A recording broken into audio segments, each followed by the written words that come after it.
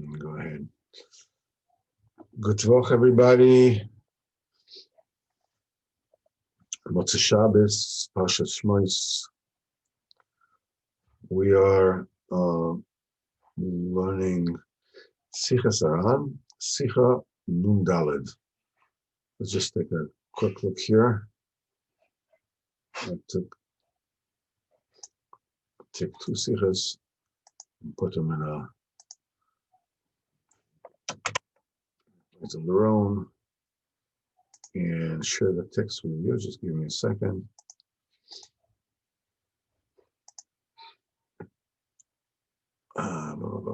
Here we go. All right. So we're holding by Sicha Nun Daled, number 54. It says, Hashem Yisborach, Eina Oiseh Shnei Pamim Davar Echad. Because Baruch Hu does not repeat himself. He never does the same thing twice. Kafilu Gilgulin, even incarnation, and Zois and Shalom is Galgeles Pam Shnia. Kamot Shehi. The neshama does not come back to this world the way it came before. But one nefesh with this particular ruach, Hashem. First of all, properly, I'm connecting myself with all the people that are here, with the tefillah, Hashem Yisborach, that Hashem Yisborach will send us the burim that is burning coals, as we learned in Sichos Haran Terechaf. And Bezat Hashem will get, through learning the Dibur HaKodesh of Rabbeinu HaKadosh, Diburim Chamim Ka'esh, but really fire had Diburim that will awaken us to avodas Hashem. All of us, each one bringing his own neshama to the table, as it were. And with your schos, my schos, all of us together, Sichos Haran HaKodesh, Bezat Hashem, get Diburim, Bezat Hashem, be Yachud Kusha B'chu Shchintei, to elevate the Shekhinah. So this is what we're learning for, Bezat Hashem, because Baruch Hu on us and all of that. We'll be Zoichem. The Rebbeinu says that Kadosh Baruch Hu never does the same thing twice. He says, even Gilgulin, this neshama does not incarnate the same thing the second time, the way it is. Only what? Like Zois HaNefesh, Ruach, this particular nefesh with this particular ruach, Chayetze Bezeh Kayadua. As this is well known, Nimtza, so it's therefore found. שעכשיו, now, שזה הנפש, מתקבץ in רוח אחר. Now, this nefesh gets together with a different רוח. חייצא בזה, שוב, אין זה מה שהיה קודם. כי אין השם יתברך עושה שני פעמים דבר אחד. It means to say, first of all, we should, let's understand what it is, what is Rabbeinu telling us? Because Baruch Hu doesn't do two things, never does twice the same thing, never repeats himself. And secondly, that Rabbeinu brings it from, he says that even Gilgulin, in other words, something that you would think that ought to be done the same way, even this is always known. And to understand what does it mean, nefesh with this ruach, with this, with that. So, first of all, every person has nefesh and ruach and shama, and above that there is another level of chaya and yechida. The nefesh is in the body. That's the thing that gives life to the body itself. Now, that nefesh is in the blood, which is the reason why you're not to eat blood in any way, shape, or form. Nefesh kol chai b'dama, because the nefesh of everything that is living is in the blood. Trust the Germans to have blood sausages. Anyhow, the nefesh is that level that exists in the body, and the shleimus of the nefesh. Nefesh is supposed to be the keli, the vessel, the screen upon which you project the ruach. That's a level above it. And the ruach is like hovering over the nefesh. It is something that permeates the nefesh. There's a muscle that the Mekubalim often use, and we should know that the nefesh, ruach, neshama, chaya, and yechida is like part of Ein Sof, is parallel to the olamas of Asiya, and above it Yitzira, above this Bria, above this Atzilus. Above this, there is the realm of Olam Kadmon. So, same thing is so that Olam Asiya is a euphemism for the Nefesh. The Olam Yetzira is another name for the Ruach. And Olam Abriya is another name for the realm of Bria. And Olam Achayo is another name for Olam Atzilus.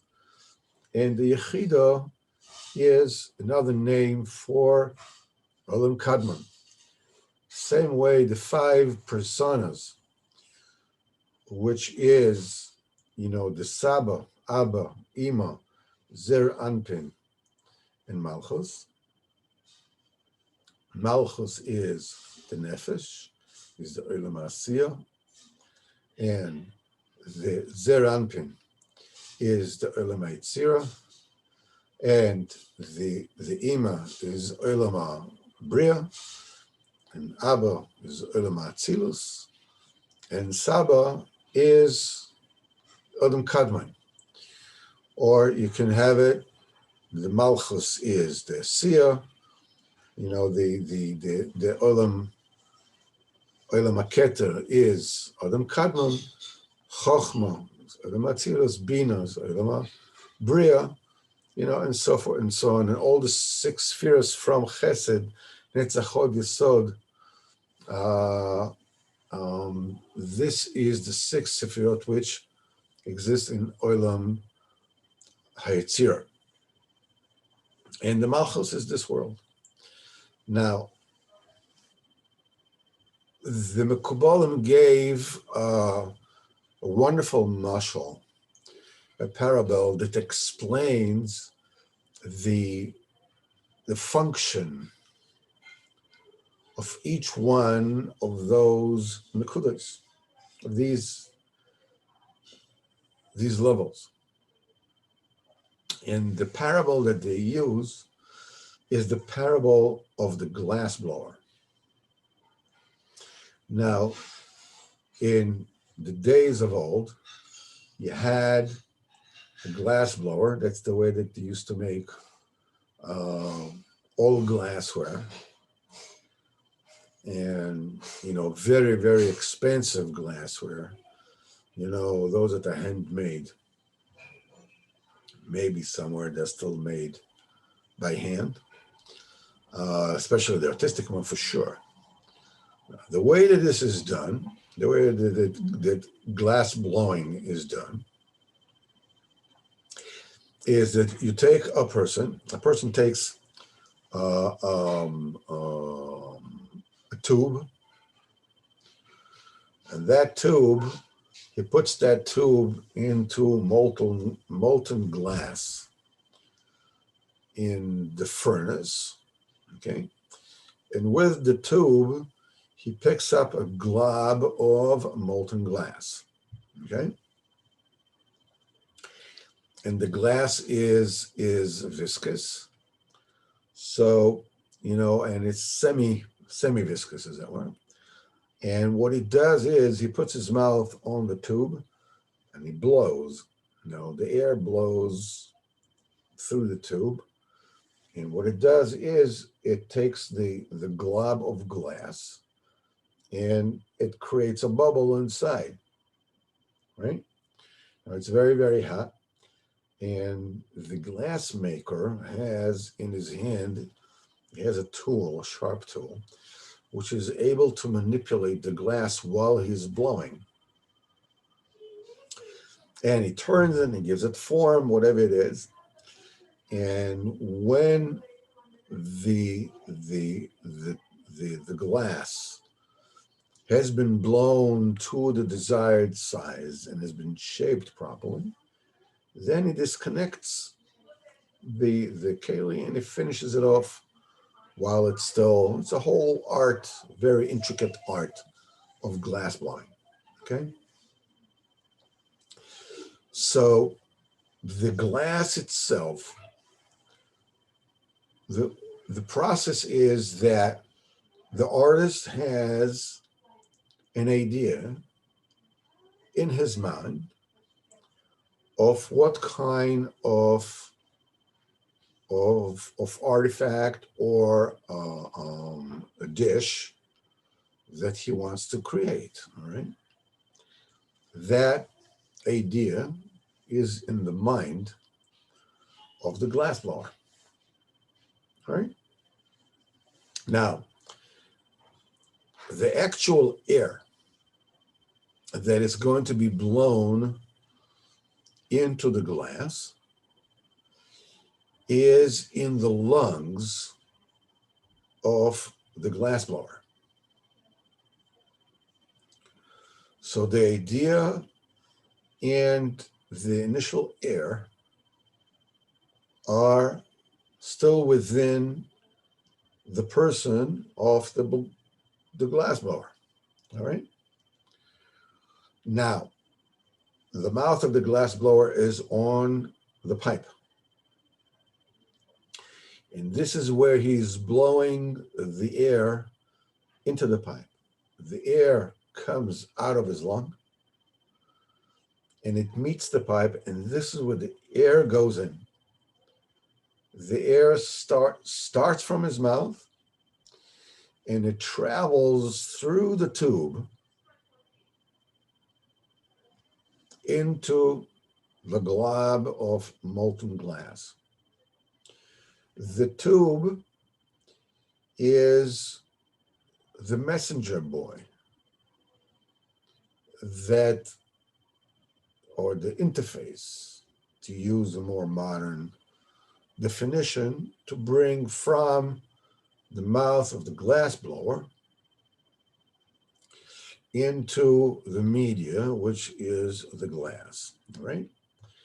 Now, the air itself, as it traveled through the pipe, is now blowing the glob of glass, and it's filling it, all right? So the air that is flowing through the tube is actually manipulating the glob of glass and brings it to the final state. When it's reached the final state, the air stopped flowing through the tube, right? And now it's the glass is ready either to be manipulated or to be stopped or whatever. So the mashal works as follows. The air as it is inside the glob of glass, represents the nefesh. This is the air that comes from the lungs of the air blower. The air blower obviously is a Kadosh Baruch Hu. So the air, he says, that's what we have. We says in Bereshis, Vayipach be'apov nishmas chaim. Kadosh Baruch Hu blows into a person nishmas chaim, a soul of life. V'ile nefesh chaya. And it becomes a nefesh chaya. The nefesh is when the air is into the vessel, into the glob of glass, which represents our matter, our material, our corporeal body. All right. So the nefesh is the thing that makes the body move. It makes the body, a receptacle for the rest of the messages. Without the nefesh, the body wouldn't be alive. Now, the ruach is represented by the moving air that moves through the pipe.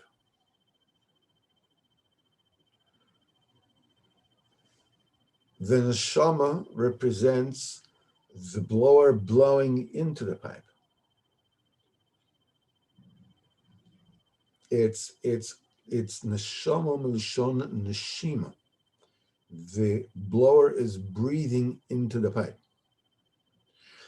Now, all these are already outside, as it were, the realm of the blower himself. The air which is inside the lungs of the blower before it goes into the pipe is represented by the level of chaya.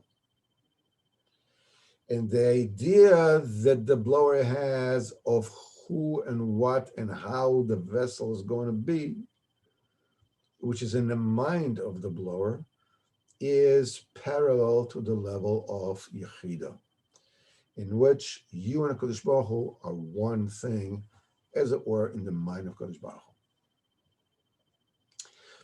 So each one requires a different kind of state in order to be able to receive the message from above. When a person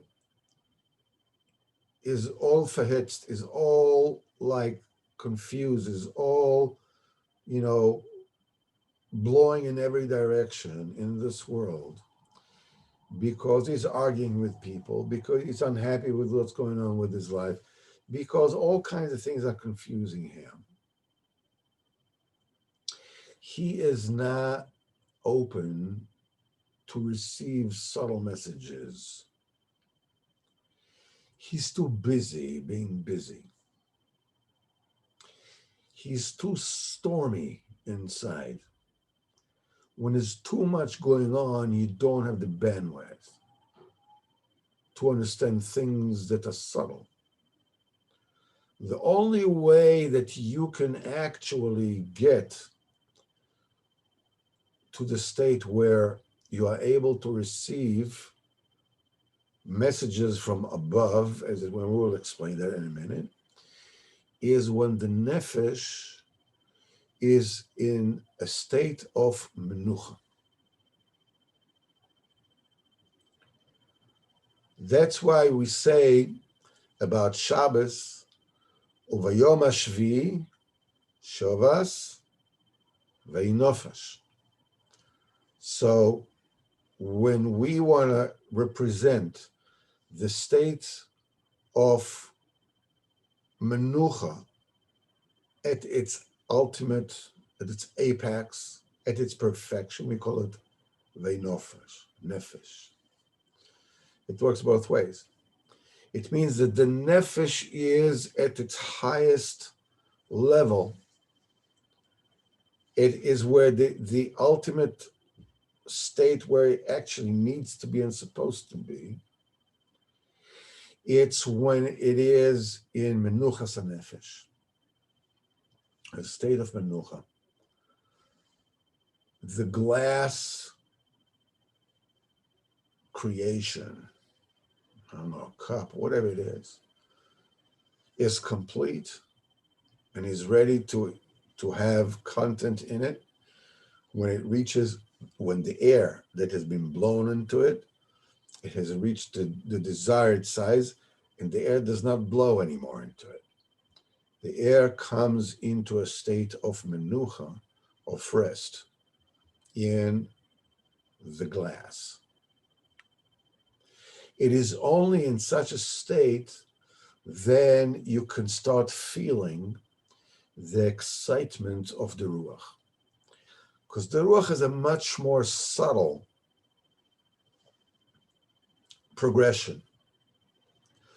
You can take, for an example, if you're sitting by a hill, by a field, or by a river, and if you're bored and you're itchy and you're restless, you won't be able to feel anything that's going on.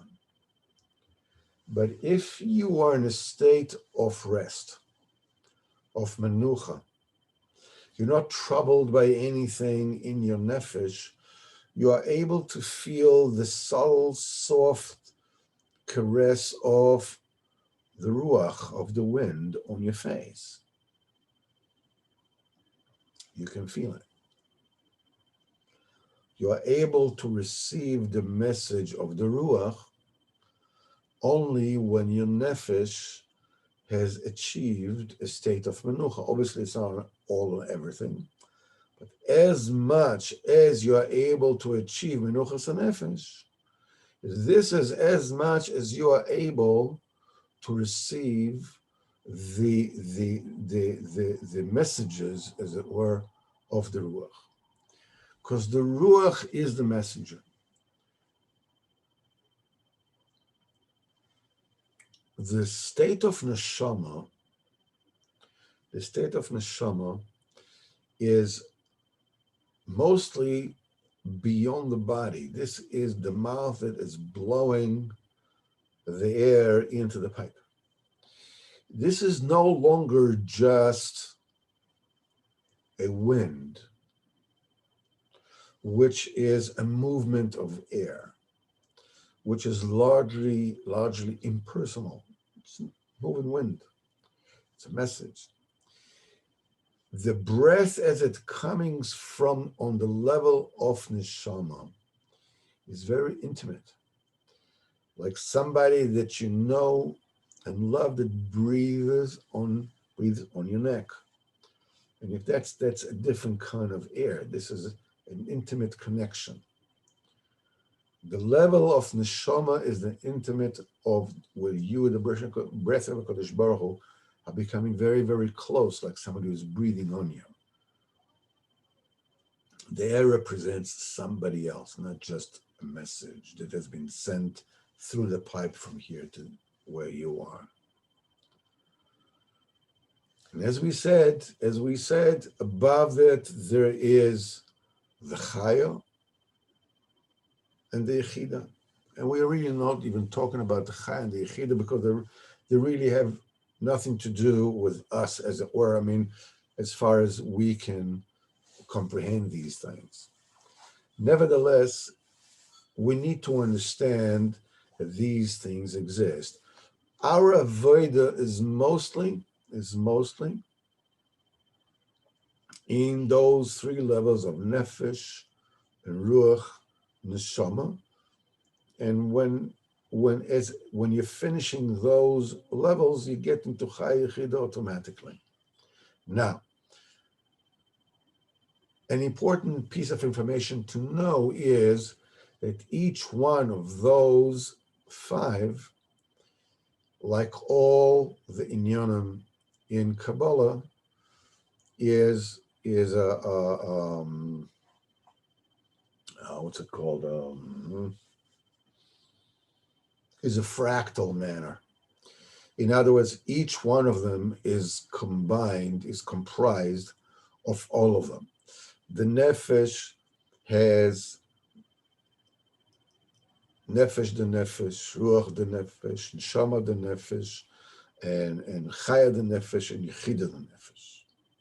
And each one of those also has all five, and each one of those also have all those fives ad infinitum. Same thing applies for the nefesh. Nefesh has, for ruach, you have nefesh the ruach, you have ruach the ruach, you have neshama the ruach, you have chaya the ruach, you have yechida the ruach. Same thing with neshama. Neshama, you have nefesh of the neshama, ruach of the neshama, neshama of the neshama, and so forth, and so on.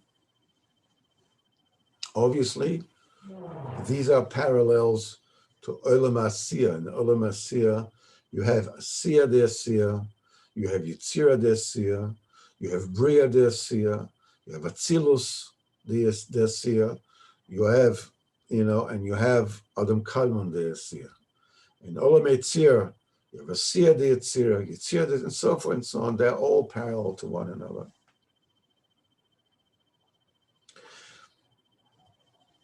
The reason why we need to understand these things is because as you advance in your avodas Hashem, you are rectifying your nefesh, and then you're rectifying your ruach, and then you're rectifying your neshama, and then you're rectifying, and so forth and so on. And the thing is that within the nefesh, you rectify the nefesh, the ruach, the nefesh, the neshama, the nefesh, the chaya, the nefesh, the yechida, the nefesh, and then when you're done with your nefesh, you go up to the ruach, nefesh the ruach, ruach the ruach, neshama the ruach, and so forth and so on. And that's the way it keeps on going up and up and up and up. Now, Rabbeinu says in Torah Hey, Sichos Haran, that a person needs to say, the entire world was created for me.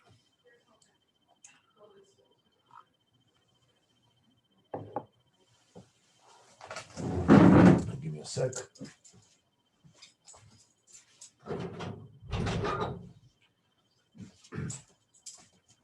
Meaning the entire world, the entire world was created for my sake. Now that does not sound like the social statement for the ages, does it? You see this world? It's for me. Everything you see, mine. It's for me. And Rabbeinu says over there that since the world was created for me, it's a Gemara. And the person has to say that. Since the world was created for me, then it means that I'm obliged to see at any point in time and to investigate what the world that was created for me needs, what it lacks. And then to see how do I fulfill whatever it is that the world needs. How do I fulfill that? Now, when you take it at face value, as we said before, that doesn't sound like a very social comment. The world was created for all of us, What do you mean created just for me? But even more difficult to understand is, if the world was created for my sake, it means that I'm supposed to take care of the world. You can say, listen, this is the proper thing to do. That's the kind thing to do. That's a responsible thing to do. That's even the frum thing to do, the holy thing to do. All right. But the way Rabbeinu puts it, it sounds as if it's a logical progression. Since it was born, it was created just for me, that means that I have to see what the world needs and fulfill whatever they need. And that's a shtickle difficult. Why is this a logical conclusion? Why is it more logical to say, listen, if the world was created for me, I need to take care of the world. Why is this more logical to say, listen, the world was created for me, therefore I can just take whatever I want from this world? I mean, things which, let's say, what my pocket, okay, is mine, all right? What it means that I have to see what I need in my pocket means that I can take out of my pocket whatever it is that I want. So if the world, as it were, was my pocket, why is it more logical? I'm supposed to take a look and see what the world needs. Why is it more logical than saying, listen, I can take from this world whatever the heck I want. It's mine. It was created for me. The answer is in that which we said before in the structure of the spiritual levels of a person. Now, I'm going to tell you something which you're not going to repeat to anybody else in my name, because if you do, I will deny it. But the truth of the matter is that I have never seen a nefesh or a ruach or a neshama or a chaya or a yechida. And if I had met one of them in the street and it came and hit me over the head, I still wouldn't recognize it.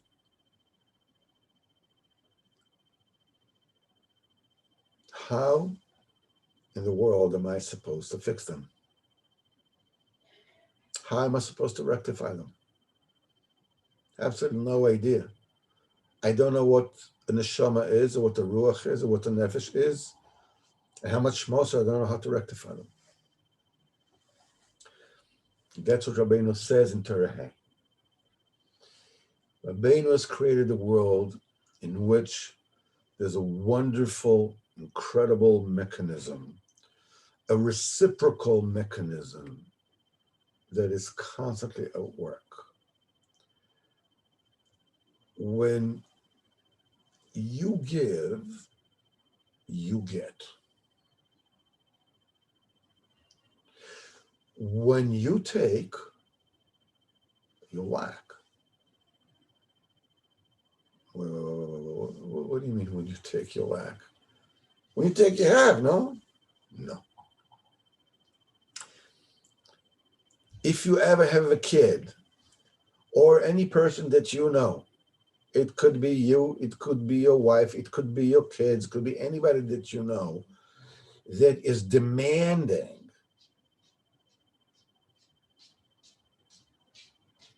they may get, but they will never have.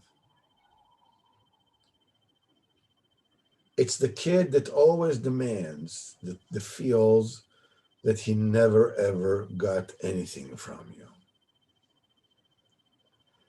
because you never really gave them. You just capitulated.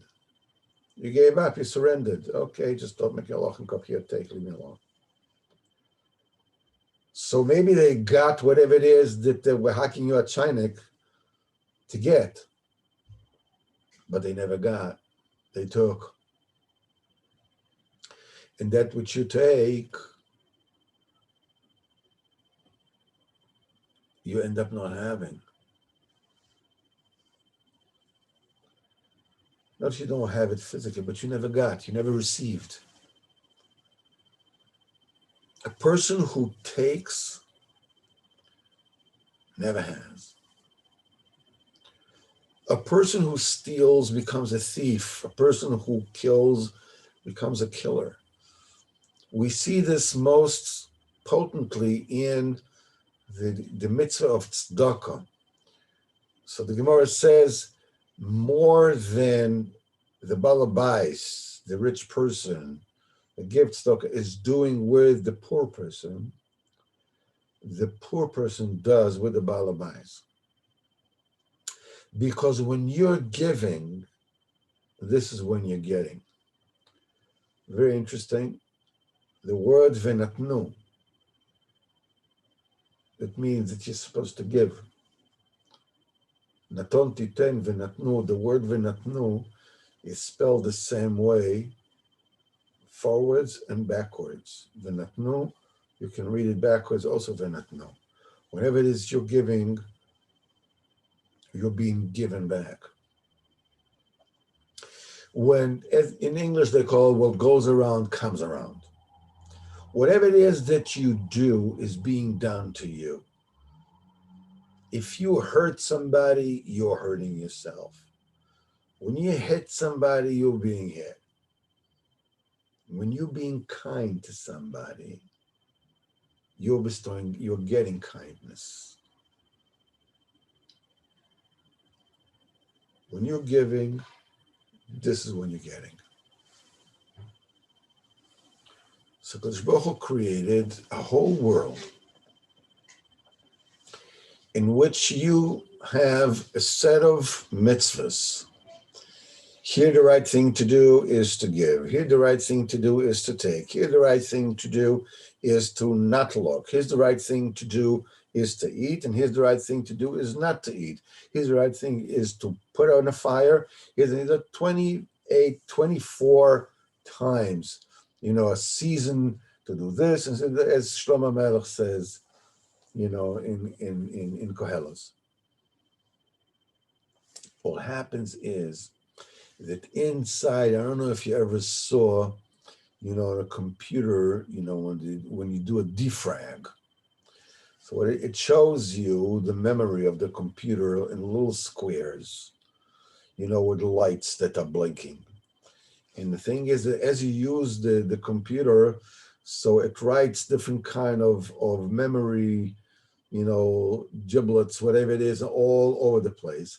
What happens is you have a little memory here that wasn't fixed, and a little here, a little there, and it clogs the whole computer. What happens is you do a process which is called defragmentation. Okay, what it does is it takes it from over here, puts it in the right place, it fixes the whole thing. And suddenly you realize it's only like a 20% of the computer was really taking place. The rest of it was just littered with all kinds of little snippets of memory, of the read and write memory that kept on going. Every single part of your nefesh, ruach, neshama, chai, yechido is comprised of 613 Averim Vegidim, 245 of mitzvah saseh, 248 mitzvah saseh. Ramach Averim Shasagidim. Besides the fact that they are all divided, Nefesh, Ruach, Neshama, each one is comprised of all the mitzvahs. The thing is that you see, look at it, you have 613 mitzvahs of the Nefesh and 613 mitzvahs in the Ruach and so forth and so on. And each one is divided in 613. Imagine the picture of a computer defragmentation chart. When you have all these little squares, that are blinking, that's supposed to take the here. So what you have basically is, you have, if we take a look at an Averim, okay, so you have, the ear has 613, is divided to 613 Averim. So you have the eye of the ear of the foot of the left hand, all right? In other words, when you're going fractally into the details, and over there, whenever it is you do something in this world, you're not even aware of it, that you're not supposed to do. Let's say that you pass in the street, and you're what they called malim einov min tzedakah. You saw somebody who was looking for tzedakah, and you made yourself as if you don't see it. That puts a blemish in a certain an eye, of an ear, of a hand, of a, one of those really minuscule microscopic resolutions of the nefesh, of the ruach, of whatever it is. You don't know what you did, but by not doing what you're supposed to do, at a certain point of this infinite structure with infinite pieces, you put a blemish in it. And then maybe you daven, you didn't daven properly, you didn't try to daven properly, whatever it is. That put another blemish in another square, I don't know, of the eye, of the head, of the foot, of the ear, of Yetzirah, of whatever it is.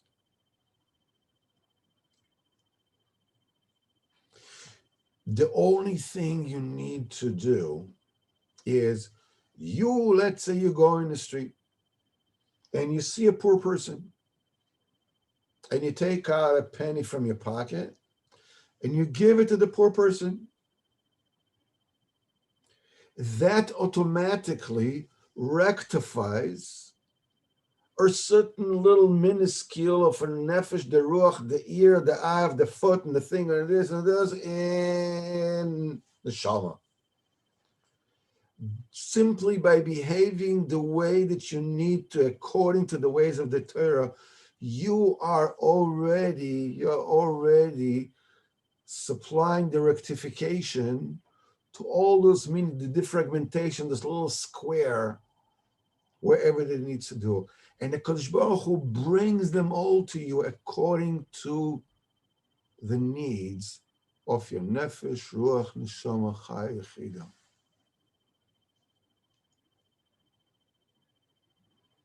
You're expected just to do what is expected from you.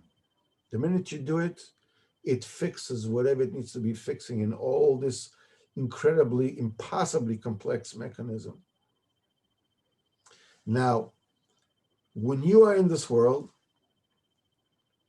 and things are happening to you, you have a tunnel vision of your awareness. You don't see to the right, you don't see to the left, you don't see what's above, you just see what is in front of you. Now, that means you're going to have a certain amount of things that you are able to do on a day-to-day basis. So what happens is, in this particular incarnation, in this particular Gilgul, HaKadosh Baruch Hu has put together the Nefesh and the Ruach and the Neshama and the Chaya Yechida that have the needs, that has the blemishes that were not fixed or that were caused in previous Gilgulim, that this kind of life that you're going to have, this kind of experiences that you're going to have, is the most auspicious to give each level of the rectifications it needs to get. That means that every single nefesh, ruach, neshama, chai, chida has its own, when it comes out of this world, it's a mixed bag. It has all the things that were fixed, and all the things that were not fixed or that were damaged. Now, this needs to be fixed. So Kadosh Baruch Hu takes a neshama that, now there is a life that is going to be lived, and this life can, put an opportunity for a certain amount, certain numbers, certain opportunities to fix it. So Kadosh Baruch Hu makes a combination of a nefesh, ruach, neshama, chai, yechida, that all of which will be able to get their tikkun with this one life that is supposed to live. That's why each and every incarnation has to be a different combination of nefesh, ruach, neshama, chai, yechida, because that life is supposed to fix whatever it is, and all those things simply by following the Torah. But that's the reason why they never come the same. Because each one, this one, the nefesh was damaged, this one, the ruach was damaged, this one, the neshama was damaged in this area, and the nefesh was damaged in this area, and the chaya is nefesh, and the yechida is in this area. So it's each one needs a different kind of combination every time in order to get the final tikkun. And that also explained to us a little bit why Kadosh Baruch Hu never does everything twice. Because the Kadosh Baruch Hu is perfect. Everything that Kadosh Baruch Hu does is perfect from the point of view of before it's done, while it's done, and after it's done. The world exists by Kadosh Baruch Hu. For Kadosh Baruch Hu, the world exists constantly in three states. Before it was created, while creation is going on, and after creation when everything is rectified. Because everything is one. When you do something over is because you didn't do it properly the first time. That's not Shayach by HaKadosh Baruch Hu. Everything that happens by HaKadosh Baruch Hu keeps on rolling inexorably to the final rectification, the final tikkun of Achar Abriya. There's no mistake. But you have to understand that this really also applies to your life, applies to my life. It means that everything that happens to me in my life comes from HaKadosh Baruch Hu. It's a tikkun all its own. It corrects a certain nekuda that I welched on and fudged and missed, and really whatever it is in previous Gilgulim, and now there's a chance. Now there's a chance. The only thing I need to do is I need to follow the tzaddikim. I need to follow what Rabbeinu says. I need to follow what the Torah says to the best of my ability. Because Baruch Hu says you should know the Torah was not given to Malach HaSharetz. It wasn't given to people. It wasn't given to beings that are perfect. In other words, the imperfection is built in. Don't worry about it. Just ask HaKadosh Baruch Hu. Certain things you fixed, because Rabbeinu says in Torah, hey, he says, when you're looking into what the world lacks, Rabbeinu says we're supposed to look is, to fulfill whatever the world lacks. He said, first of all, he says, Rabbeinu says, look at what the world needs. And then he says, fulfill whatever it is they need and daven for them. These three things is what you need to do in order to bring tikkun to your nefesh, ruach, and neshama, chai, chida. That is, first of all, you look b'tikkun olam. How can I fix? How can I do good to me, to others, to anybody? What good can I do here? How do I do it? If you're not sure, ask somebody. Ask your Rav. The second thing, whatever it is that you need to fulfill, just fulfill it. Do it. And certain things are beyond what you can do. So what you need to do is to daven for them. It could be for somebody else. It could be for you. And many times it can feel, I daven for them, whatever it is, but I don't see any changes and I don't see any difference. There's certain people that are sick and I daven for them and then they pass away, whatever it is. Don't worry about it. It's not your role to fix things that way. If the Rebbe says you're supposed to daven, you daven for it. When it's supposed to be fixed, it'll be fixed. When it's supposed to refer, they'll have refer when you daven for it. You need to go through the process of davening for them. That brings a tikkun to the mouth, of the ear, of the whatever it is, into whatever it is in your nefesh chai or whatever it is.